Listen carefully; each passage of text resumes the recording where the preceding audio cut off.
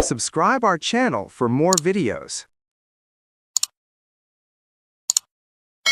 December 20th, 1944. A frozen clearing in the Ardennes forest. A German captain named Otto Hollmann crouches behind a snowdrift with field glasses pressed to his eyes, watching something he cannot explain. 200 meters across the clearing, 12 American soldiers are pinned down behind a railway embankment. He has counted them. He knows their officer is dead. He watched the lieutenant fall 30 minutes ago, cut down by his unit's MG-42 fire. He saw the body slump and lie still on the snow. By every rule of war Hollmann was taught at the infantry school in Dobritz, those 12 Americans should now be doing one of three things. They should be retreating, they should be surrendering, or they should be huddled exactly where they are, waiting for a new officer to be sent forward from the rear. Instead, they are doing something his binoculars cannot quite register. They are moving. 2 of them have crawled into a drainage ditch and disappeared. 3 others have shifted left, where the embankment dips, and are now firing into the woods on his right flank.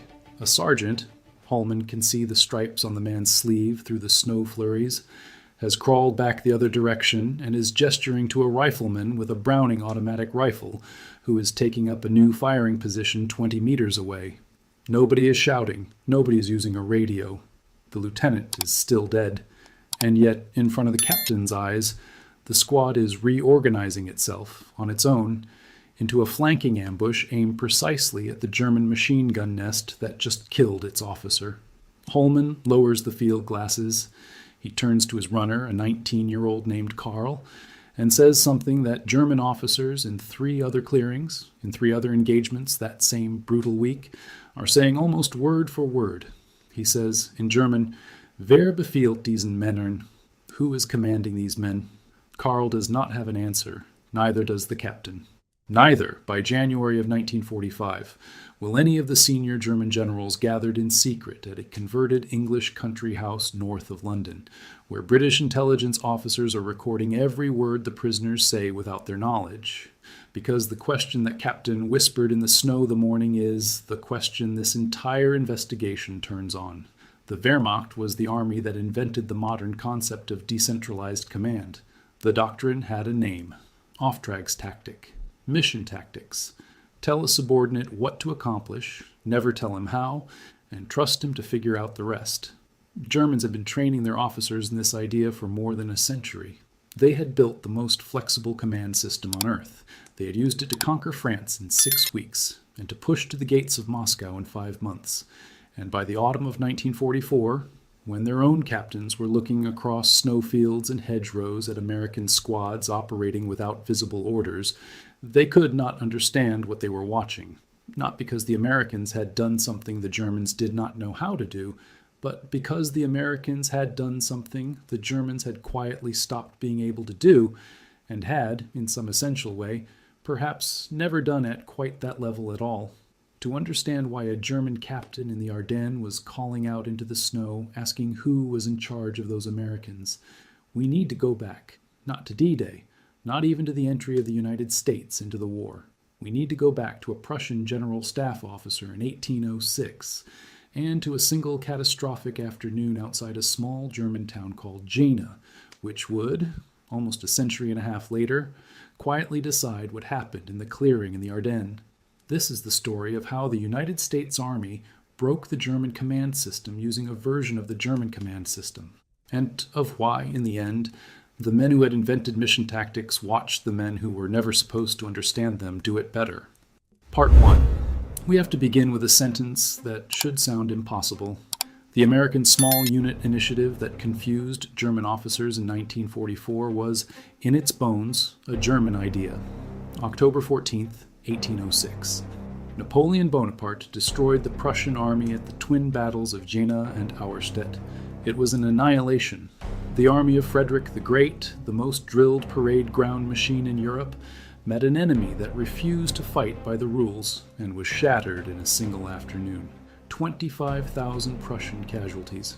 The fortress at Magdeburg surrendered without firing a shot because its commander could not get authorization from a king who no longer effectively existed. The Prussian officer corps, sifting through the wreckage, made one of the most consequential observations in the history of warfare. They had been trained to wait for orders. Napoleon's officers had been trained to think. When the situation changed in front of a Prussian colonel, the colonel froze.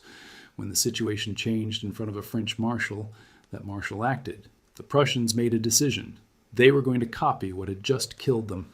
The men at the center of that copying were Gerhard von Scharnhorst and his protege Karl von Clausewitz, who would later write the book every military professional on earth still argues about. Together, they tore the Prussian army apart and rebuilt it around a different principle. War is chaos. The plan never survives contact with the enemy.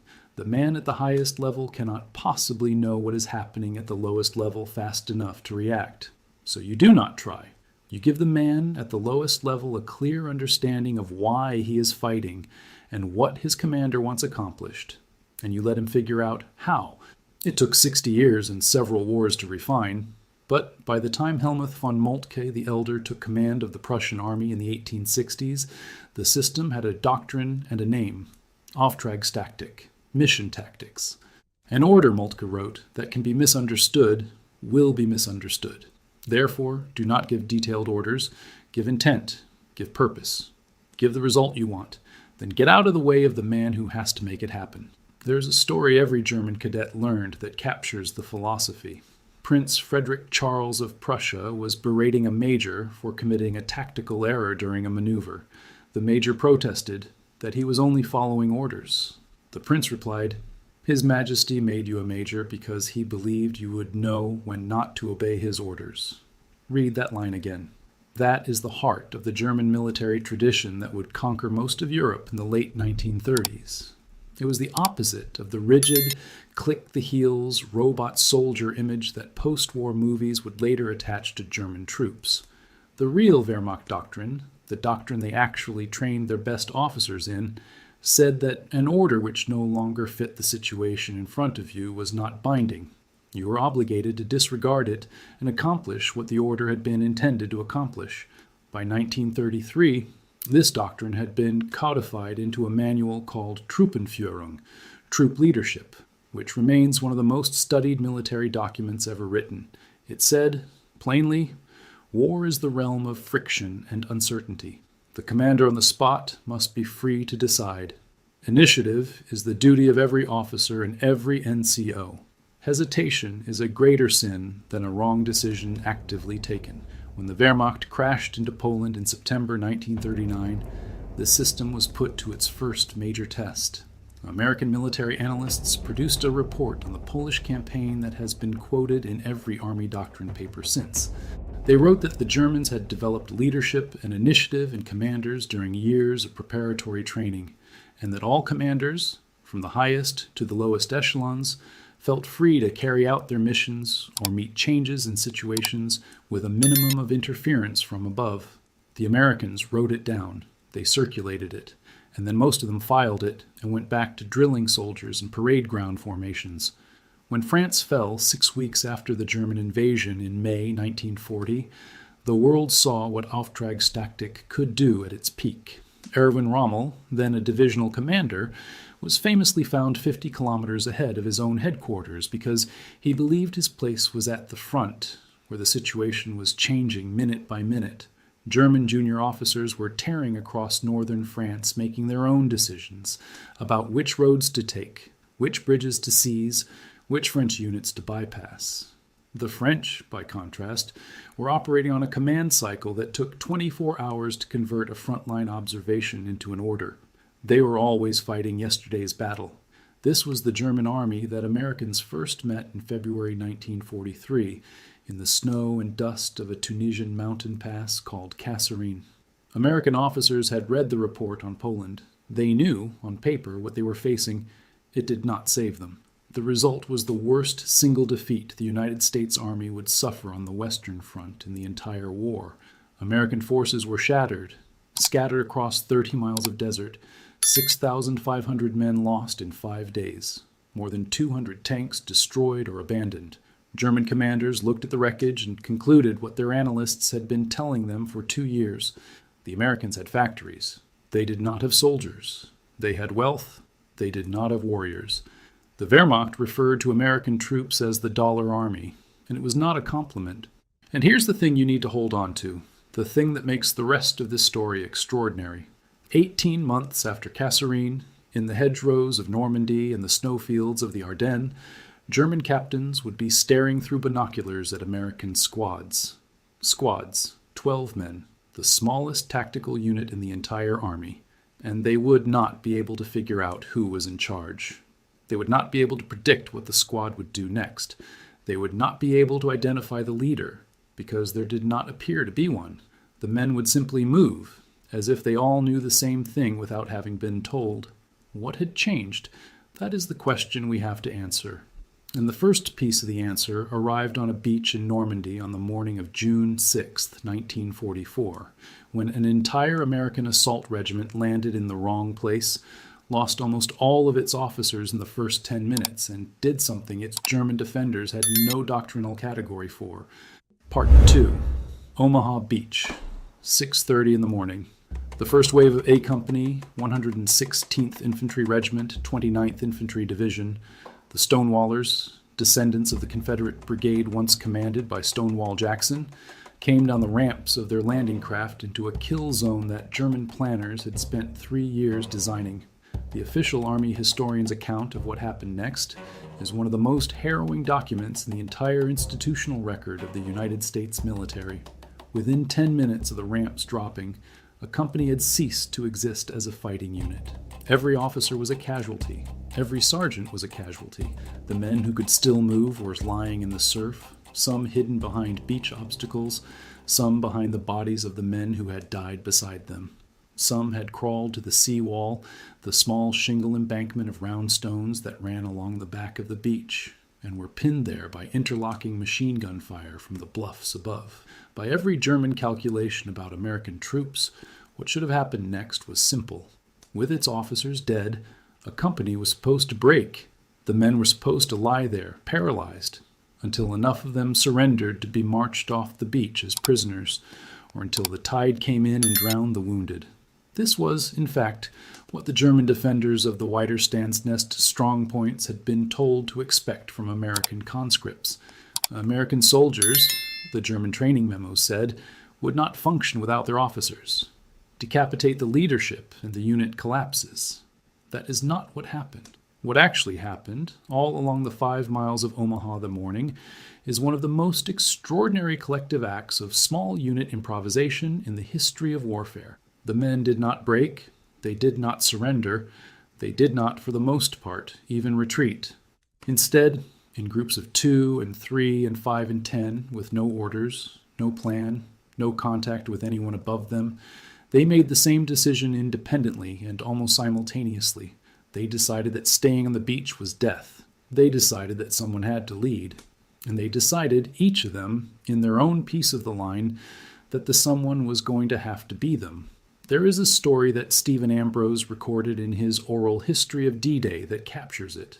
Sergeant Lewis of the 116th was lying in the shingle when a lieutenant named Leo van der Voort, who Sergeant Lewis did not know and had not been under the command of 5 minutes earlier, stood up and said, in words that would become almost a folk saying in the 29th Division afterward, "Let's go, goddamn, there ain't no use staying here, we're all gonna get killed." Then the lieutenant ran up to a German gun emplacement and threw a grenade through the embrasure. He did not consult anyone. He did not request authorization. He looked at the situation and he made the decision a German cadet in the 1860s had been told he would have to make if his country ever asked him to fight. And the men around him, who had every cultural and bureaucratic excuse to do nothing, followed. It happened over and over. Brigadier General Norman Dutch Cota, the assistant commander of the 29th Division, came ashore in the second wave, walked through the chaos as if he were on a country road, and started organizing groups of leaderless men by sheer force of personality. At one point, finding a knot of Rangers from the 5th Ranger Battalion lying behind the seawall, he is supposed to have said the words that the United States Army Rangers would later adopt as their official motto. "Rangers, lead the way." Lieutenant Colonel Max Schneider, the commander of the 5th Rangers, had already made an even more important decision. His battalion had been ordered to land at Pointe du Hoc to support the cliff assault there, but the guide boat had been lost and the cliffs were already a closed engagement. Schneider could have waited for new orders. He could have circled offshore. Instead, he diverted his entire battalion 1,000 yards east to a less defended sector of Omaha, Dog Red, and saved the lives of probably 400 of his own men by doing it. He did not ask anyone's permission. He looked at the situation and he changed the plan. But the part that should make you stop and think, the part that German officers, when they began debriefing their own surviving prisoners months later, kept circling back to with something that sounds in the transcripts almost like awe, was not the generals and not the colonels. The generals and the colonels were the part the Germans understood. Every army has officers who will improvise. The part the Germans could not place was what was happening at the squad level. It was happening with privates. A young man named Private Carlton Barrett of the 18th Infantry Regiment, 1st Infantry Division, 25 years old, from upstate New York, no special training, no rank, landed in deep water under fire, dropped his rifle, and instead of trying to save himself, spent the rest of the morning swimming back into the surf to drag wounded men ashore. Nobody told him to do it. Nobody could have told him to do it. The chain of command around him no longer functioned. He decided what the situation required, and he did it. He would receive the Medal of Honor for those hours, one of 3 given for actions on Omaha Beach that day. In another sector, a private from F Company of the 116th, his name has not survived in the records, only his action, looked at the seawall, looked at the bluff above, looked at the men around him, and stood up and said, "They're killing us here. Let's get inland and get killed." Then he started up the bluff. Other men followed. By the time they reached the top, they had improvised a small assault force out of riflemen who had been in 3 different platoons that morning and who were now answering to a private who had not been a leader an hour earlier and would not be one again 2 days later.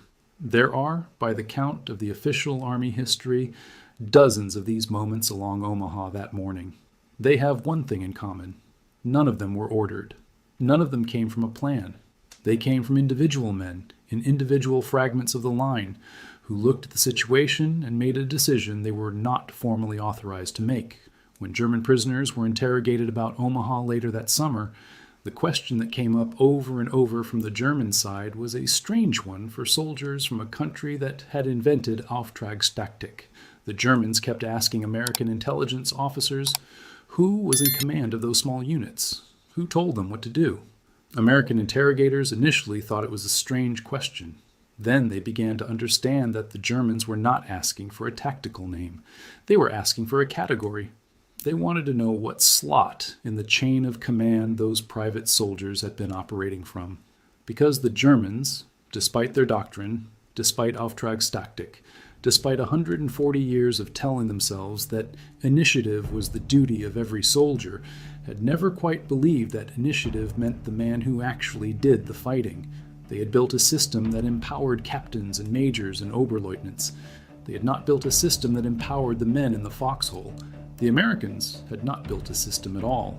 That is what makes it strange. The Americans had something else. What it was, and where it came from, is the part of the story that started to become visible in the hedgerows of Normandy 6 weeks after Omaha, when German divisions found themselves losing position after position to American small units that were not following any doctrine the Germans recognized. But before we go into the hedgerows, there's one thing I want to ask you to remember about Carlton Barrett. He was 25 years old. He was a draftee. He had been a laborer in upstate New York before the war. Nobody at the induction center had identified him as leadership material. He was, by every formal measure the United States Army used in 1944, an ordinary man. He was not an officer. He had not been told to do what he did. And the action he was decorated for was not a charge with a rifle. It was the act of refusing to leave the men around him to drown. Men like Carlton Barrett did not fight for glory, and they were never going to be names on a monument. They fought because someone had to, and the someone in that moment was them. Every like on this video is a small thing, but it keeps the story of men like that visible a little longer. And that matters more than I can say. Part 3. July 1944. The hedgerows of Normandy, the bocage country, If you have seen photographs of the Normandy interior, you have seen the bocage, earthen banks 4 feet high, topped with hedges and trees that grew up to 15 feet, broken into tiny rectangular fields 300 feet across.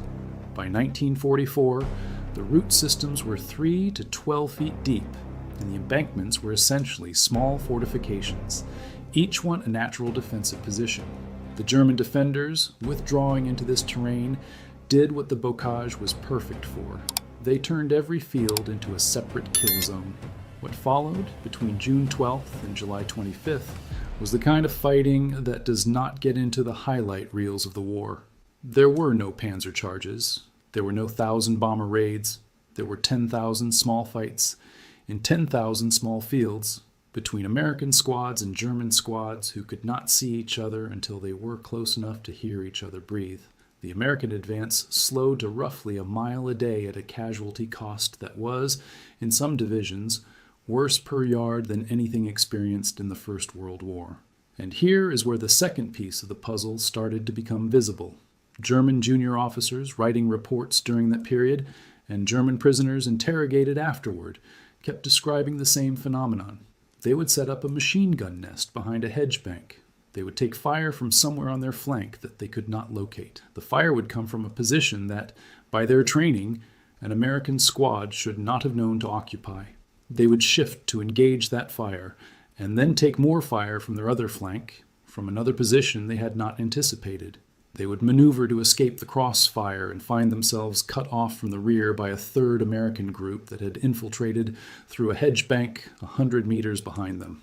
By the time they understood what was happening, they were either dead or surrendering. The German officers writing those reports kept reaching for the same word: improvised, improvisiert. The Americans were not following a recognizable plan. They were not maneuvering by any pattern the Germans had been trained to identify. They were just showing up where the Germans did not expect them, having made decisions that no one could trace back to a written order. The reason this confused the Germans is that, by 1944, the Wehrmacht knew exactly what an Auftragstaktik unit was supposed to look like in action. It was supposed to look like a German unit. It was supposed to have a clear leader, a captain, a lieutenant, occasionally a senior NCO, making decisions and pushing those decisions down to the squad level through a recognizable chain. What the Germans were watching in the hedgerows did not have a clear leader, or rather, it had a leader that kept changing depending on the situation. Sometimes the squad leader was making the call. Sometimes it was a corporal. Sometimes a German prisoner reported, with what sounded almost like disbelief, it was a private, who had spotted an opportunity, communicated with 2 of his friends, and acted on his own initiative without a single word from his sergeant. This was happening because of something the United States Army had never written down as a doctrine, because it did not have to. It was something the American men had brought with them from somewhere else. I want to introduce you to one of those men. His name was Sergeant Curtis Cullen. Before the war, he'd been a sales promotion assistant for a liquor distributor in Cranford, New Jersey. He had no engineering background. He was 29 years old. He had a quiet manner and a habit of listening to other men's complaints without interrupting, and then saying something useful 3 days later. The complaint he was listening to in early July 1944 was the bocage. Specifically, that when an American Sherman tank tried to climb over one of those hedge banks, the tank's belly exposed itself to the Germans on the other side. The Sherman's belly armor was the thinnest part of the vehicle. A Panzerfaust team in the next field could destroy a tank by simply waiting for its underside to tilt up at them.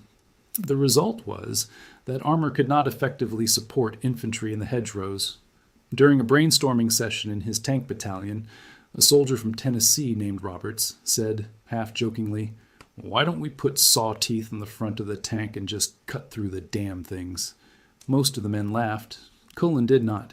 He went out to the wreckage of the Normandy beaches, salvaged steel from the German Czech hedgehog anti-invasion obstacles, cut the steel into prongs, and welded the prongs onto the bow of a Sherman. He invited his battalion commander to watch the demonstration. On July 14th, Lieutenant General Omar Bradley himself came to see what Cullen had built. He watched a Sherman accelerate to 10 miles an hour, hit a hedge bank, and drive through it. Not over it, through it. keeping its belly hidden. Bradley ordered immediate mass production. Within 11 days, by the launch of Operation Cobra on July 25th, approximately 500 Rhino devices had been welded onto American tanks. A liquor salesman with a welding torch had solved a problem the rest of an army group had been throwing battalions of infantry at for 6 weeks. I tell you about Kulin because his story is the same story as the leaderless squads in Omaha Beach, just at a different scale. The American military system had, almost by accident, created a culture in which an enlisted sergeant looking at a problem felt entitled, that is the right word, entitled, to solve it. Not to wait for someone to solve it, not to defer the solution to an engineer somewhere up the chain, to solve it himself with whatever was lying around, and then to demonstrate the solution to a 3-star general. Where did this come from? It did not come from a manual. The American Army did not have an Auftragstactic tradition. The American Officer Corps in 1939 had been small, sleepy, and rigidly hierarchical. The infantry training manuals of the early war years were detailed and prescriptive in a way the German manuals were not. American doctrine, on paper, told sergeants what to do. The German doctrine, on paper, told sergeants to figure it out. But the American sergeants weren't reading the manual. The American sergeants were the products of something the manual could not capture. They were the products of a country that had spent 150 years telling its young men that they did not need permission. Volunteer fire departments, pick-up baseball games organized in vacant lots without an adult in sight, farm boys who had been running the family combine since the age of 14, auto mechanics who had taken apart Model T engines on the kitchen table, construction workers who had built barns in 2-day raisings without a single set of architectural drawings. The country that produced the American infantry of 1944 was a country in which solving problems on your own without asking a superior was not a special talent. It was a daily habit. It was a national reflex. When you put a man with that reflex into a uniform and gave him a rifle, the manual receded. The rifle was just another tool. The objective was just another barn that needed building. He looked at the situation and he did the thing. The Germans had no equivalent cultural input. The German youngster of the 1930s had been raised in a society that valued obedience to legitimate authority as a moral virtue, in a state that had spent a decade systematically telling him that the Führer thought for the nation. His Auftragstactic training, when he received it, was a doctrinal overlay on a cultural foundation that was the opposite of what the doctrine required. He could be taught to take initiative, but every other signal in his life was telling him that initiative was a dangerous thing for a man without rank. The German private in 1944 would wait for his sergeant. The American private in 1944 increasingly often did not even wait for himself. He just moved. There is a quote that has become almost a cliché in American military circles, attributed to an unnamed German general after the war. It goes like this. The reason the American Army does so well in wartime is that war is chaos, and the American Army practices it on a daily basis. It is usually told as a joke, sometimes as an insult, sometimes as a backhanded compliment. But the German general, whoever he actually was reaching for something real. He was trying to describe what it felt like to fight a force whose internal organization looked from the outside like complete disorder, and which kept producing coordinated tactical results anyway. He was watching mission tactics being practiced by men who had never read the manual on mission tactics because they did not need to. The Germans had a doctrine that aspired to chaos. The Americans had something better. The Americans had been raised in chaos. They were already what the Germans were still trying to teach themselves to be. But this raises an obvious question. If German doctrine was so flexible, so empowering, so far ahead of every other army on earth, why was it failing in 1944? The doctrine still existed. The manual still said the same thing. What had changed inside the Wehrmacht that meant that just at the moment Americans were finally learning to fight? The original masters of mission tactics had stopped being able to use them? The answer to that question is the part of the story that no German general ever told publicly. They told it to each other in private, in a converted English country house where they did not know microphones were running, and what they said in those rooms is one of the most quietly devastating documents to come out of the entire war. Part 4. To understand what had happened to the German army by the autumn of 1944, you have to understand who the German army had become. And the easiest way to see it is to compare two German divisions, not on paper, in what was actually inside them. The 21st Panzer Division, which fought in France in 1940 and was rebuilt in time for D-Day, was, at least in its officer corps, the kind of unit Auftragstaktik was designed for. Its junior officers had been trained in the 1930s, when the German military still had years to develop them. Its sergeants had 10 or 15 years in uniform. Its captains had served in Poland, France, and the Eastern Front. They'd been written into the doctrine, and the doctrine had been written into them. When a 21st Panzer Division platoon leader received an objective in 1944, he could be trusted to figure out how to take it, because he had been taking objectives like it for 5 years. Now look at the 352nd Infantry Division, which was actually defending Omaha Beach the morning Carlton Barrett was dragging wounded men out of the surf. The 352nd had been formed in November 1943. It was barely 7 months old. Its corps had been pulled from broken units shipped back from the Eastern Front, where the average German infantry division had a life expectancy of months, not years. Its junior officers were a patchwork of survivors and replacements, many of the men who'd been promoted faster than they would ever have been in 1939 because there was no one else left. Its NCOs were green. Many of its rifles were teenagers or men in their 40s and regraded as the doctrine in the manuals of the 300 the same Auftrag. This was the story across the entire German army by mid-1944. The Eastern Front had eaten the experienced officer corps. By rough estimates, the Wehrmacht had taken something on the order of 3 million casualties in Russia by the time of D-Day. The men who died first in any army are the men who lead from the front. Auftragstaktik demanded leaders who led from the front, so Auftragstaktik was killing its own practitioners. Every successful German company commander who exposed himself to read the situation got killed reading the situation, and was replaced by a man who had never been to the front before, who therefore did not have the experience to read it, and who was therefore more likely to either die or default to following whatever the manual said. The doctrine was eating itself. There was a second problem, and the second problem was worse: Hitler. In the early years of the war, when Auftragstaktik was working at full power, the German High Command let its generals fight their own battles. Field marshals were given missions and trusted to figure out how to accomplish them.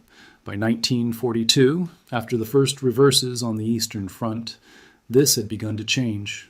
By 1944, it had completely inverted. Hitler had personally taken control of operational decisions down to the battalion level in some sectors.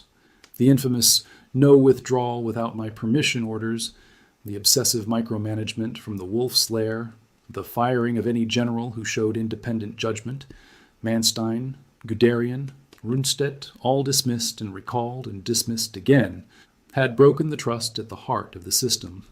A German divisional commander in 1944 could no longer be confident that his initiative would be rewarded. He could only be confident that a wrong call would end his career, possibly his life, and that the safer choice was always to wait for an explicit order from above. Auftragstaktik requires trust between the commander and the commanded. Hitler had spent 2 years systematically destroying the trust. By the time the Western Allies landed in France, the German command system had become, in practice, the opposite of what its doctrine required. It had become a system in which junior officers waited for permission because the men who had not waited for permission had been shot or sacked. It had become Befehlstaktik, order tactics, the thing Auftragstaktik had been designed to defeat. And here is the cruelest irony. As the German command system grew more rigid, the American command system was growing more flexible. The Americans were not doing it on purpose. They had not read Moltke. Most American officers had never heard the word Auftragstaktik. The Americans were doing it because their men, the ones who had been raised in volunteer fire departments and pick-up baseball games, kept doing things on their own and then getting away with it. And the American officer corps, a young, fast-promoted, war-built officer corps, kept noticing that when they let their sergeants improvise, the improvisations worked. So they let them. There was no conscious decision. There was just a positive feedback loop. The Army stopped writing detailed orders because the men did not need them.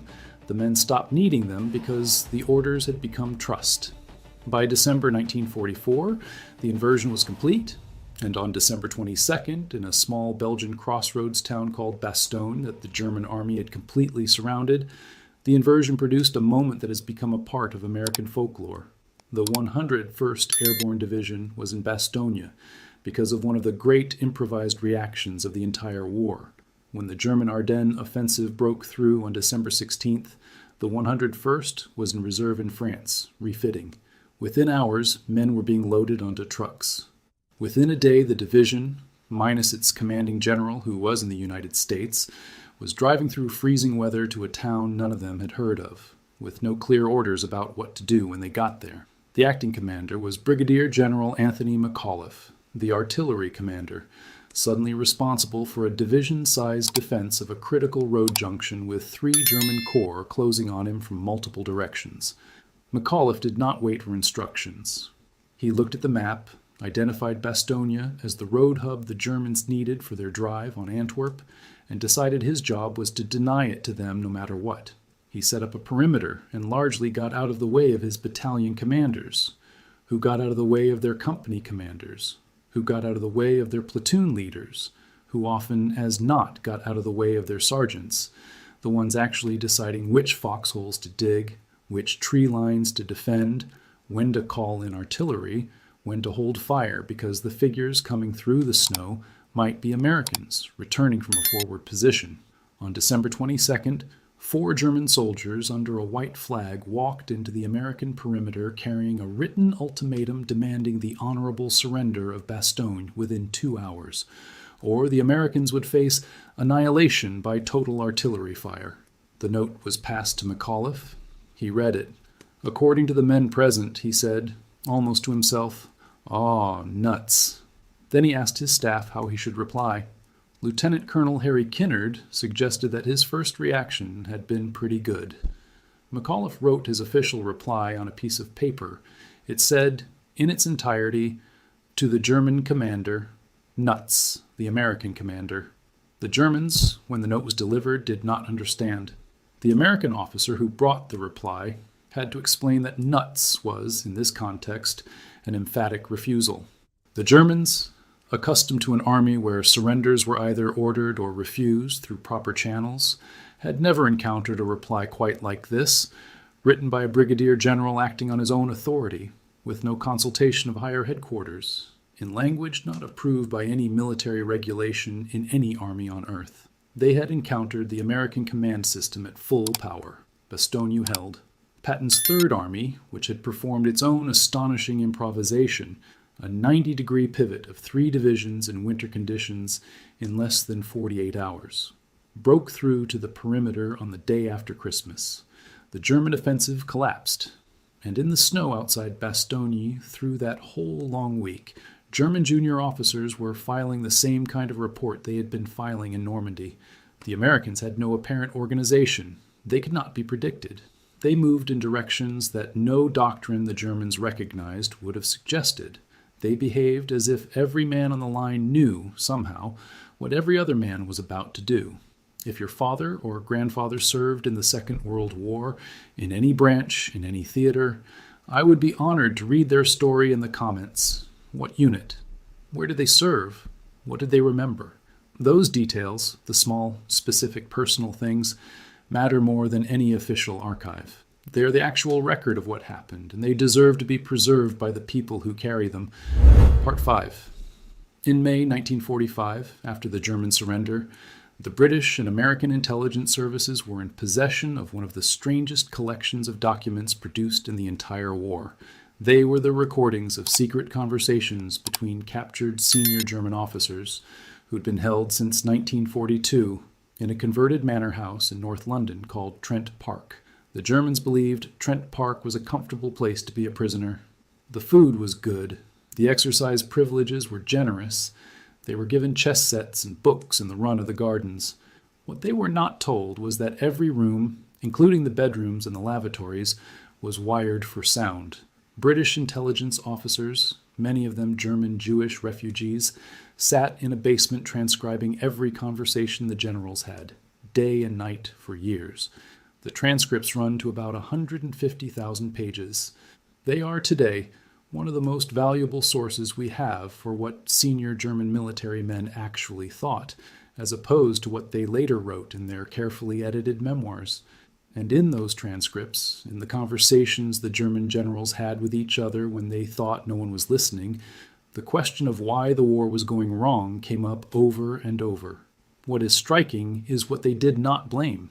They did not blame American material superiority, at least not as much as their post-war memoirs would. They did not blame Allied air power as much as their public statements would. They did not blame Hitler as much as they would later. What they kept coming back to, in the way men return to a wound that will not heal, was something more uncomfortable. They kept describing American troops as a phenomenon they could not categorize. One general, captured in Tunisia and held at Trent Park for the rest of the war, told another general in 1944 that he had personally interrogated American prisoners and could not understand them. They were, he said, individuals. They did not behave as soldiers in the German sense. They had opinions, they argued with each other, they made jokes about their officers, and yet, on the battlefield, they fought with what he called an instinct for the situation that he'd never seen in his own conscripts. He cannot reconcile the two observations. In his framework, an army of individualists should not fight effectively. The German army had been built on the principle that individuality had to be subordinated to the unit. The Americans were violating the principle and somehow benefiting from the violation. Another general, this one a panzer commander, described a battle in which an American tank platoon, 4 tanks, no officer, only a senior sergeant in the lead vehicle, had outmaneuvered an entire German company by a combination of moves the German commander said had no military logic he could identify, but worked anyway. He said, on the recording, that the Americans seemed to be making decisions faster than his men could observe them. When he was asked by his fellow prisoner how this was possible, his answer was almost philosophical. He said that the Americans appeared to be a different kind of soldier, not better trained, he was careful to say, not braver, not more disciplined, but, he said, freer, free. He used the word the way a man uses a word he's been turning over in his head for a long time without finding a better one. A third officer, in another conversation that the British transcribers recorded in late 1944, was even blunter. He said the German army had taught itself for 100 years that an officer's job was to think and a soldier's job was to follow. The highest praise you could give a German soldier was that he had carried out his orders precisely. The Americans, he said, had broken this rule and were winning the war because of it. The American soldier did not need to be told what to do because he had been raised in a country that had never taught him to wait. The German soldier was waiting for permission that had stopped coming. He said this in 1944 as a German lieutenant general in a conversation he believed was private. It is one of the most honest assessments of the German army's collapse any German officer ever made. It does not appear in any post-war memoir. And here is the part that I find every time I come back to it the most remarkable. The Germans, in those conversations, were not completely wrong about themselves. They had built an extraordinary doctrine. Auftrag's tactic really was, and is, one of the great achievements of military thought. The problem was not the doctrine. The problem was that the doctrine required a kind of trust between the leadership and the lead that the German political system could not sustain, and a kind of cultural foundation in the soldier himself that German society did not provide. The Americans, who had never written down the doctrine, had stumbled into both. They had a wartime officer corps that trusted its sergeants because there was no time for anything else, and they had sergeants who had grown up in a culture where the man on the spot was expected to act. The American squad that confused Captain Holman in the Ardennes that morning was not operating without orders. Its men had absorbed the orders so completely, in such a clear understanding of what their lieutenant had wanted before he died and what the larger battle required, that they did not need to be told what to do next. They were the doctrine. Each one of them was, in his own piece of the line, both the commander and the commanded. There was no chain of command to point to because the chain of command had become 12 men deep and was running on a frequency the Germans did not have a receiver for. Verdict. So here is the answer to the question Captain Holman asked in the snow. Where befiehlt diesen Männern? Who is commanding these men? Nobody. And everybody. The answer was both at once, and the Germans could not see it because their entire doctrinal vocabulary had only the first half.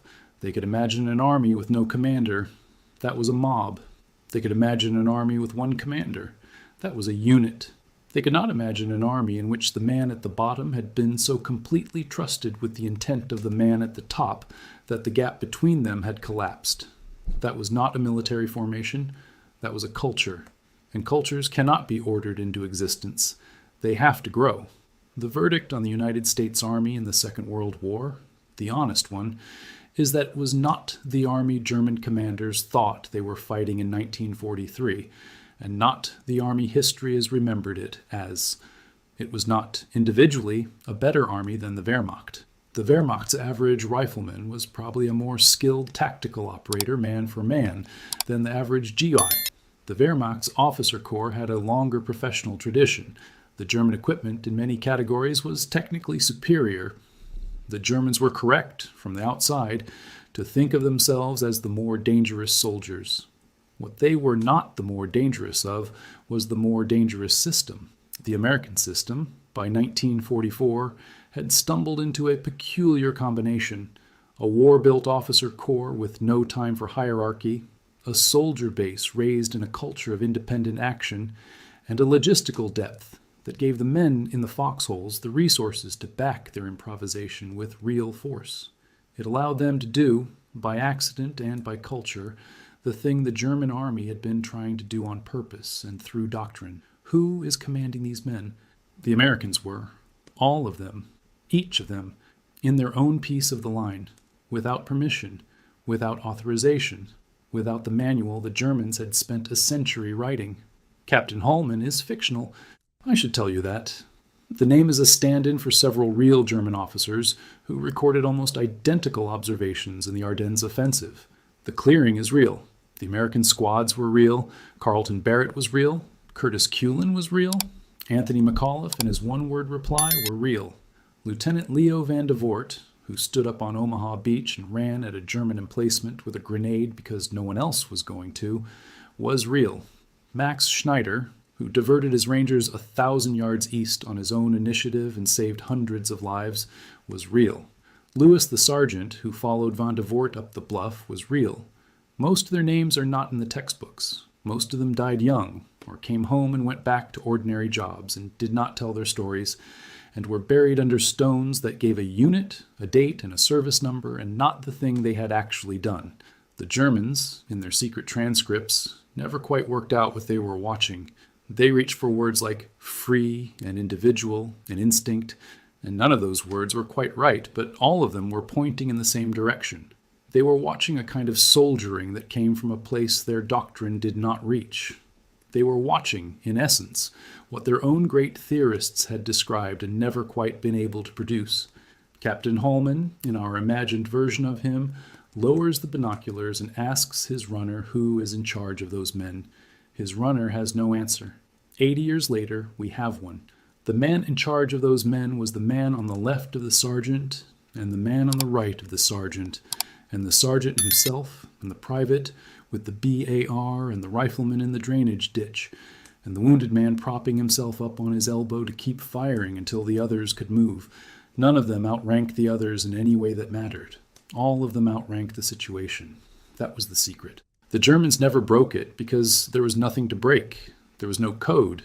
There was just 12 men who had been raised, long before they ever put on a uniform, in a country that had never taught them how to wait.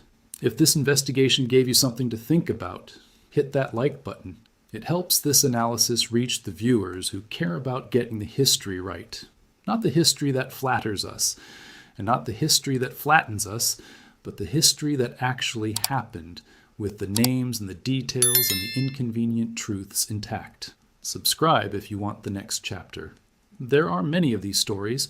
Most of them are about ordinary men in ordinary uniforms who, at one moment in their lives, decided that the situation in front of them required something, and that the someone who had to do it was them. And remember, war is doctrine and equipment and strategy and all the things the books talk about. But the men who fought it were not paragraphs in a manual. They had names. They came from somewhere. They learned how to act before they learned how to obey.